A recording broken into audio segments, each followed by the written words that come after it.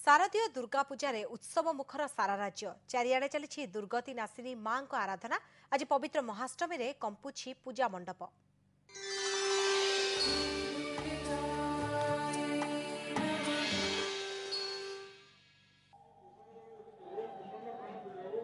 श्लोक और चंडी पाठरे कंपुछि परिवेश। महामायीक पूजार्चना लगी मंडपरे श्रद्धालुंक भिड़। सबुठी भक्तिमय परिवेश मध्य आयोजित होइछि जगत जननी मां दुर्गांकर महाअष्टमी पूजा। एते सुंदर अरेंजमेंट जेहेतु अच्छी मत लगुच दर्शक जिते भी आसवे से कौन असुविधा हेनी।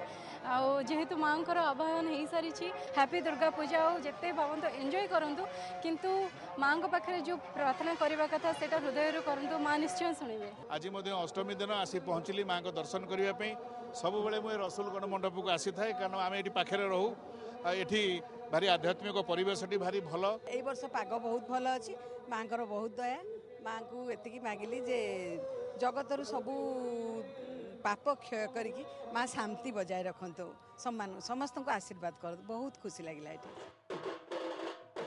बालेश्वर सहर में 85टी मंडपरे बेस आडंबर रे होइछि दुर्गाष्टमी पूजा।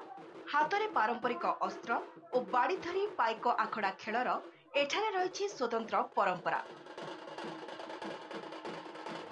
आउ एई दृश्य कटक स्थित प्रजापिता ब्रह्मा कुमारी ईश्वरीय विश्वविद्यालय मां दुर्गांक ठारू आरंभ करी महिषासुर एवं पार्श्व देवदेवी को जीवंत रूप देई नियारा ढंगरे पालन हुए पूजा।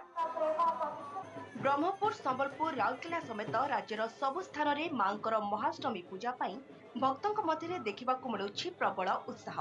अष्टमी व्रतधारी माने निर्जला उपवास रही मां निकटरे परिवार मंगल कामना करछन्ति।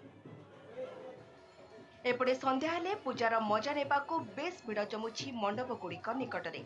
सुउच्च तोरण आखि झलसा आलोकसजा सांगकू मीना बजार को बेस उपभोग करुछन्ति दर्शक। Bureau report, OTV.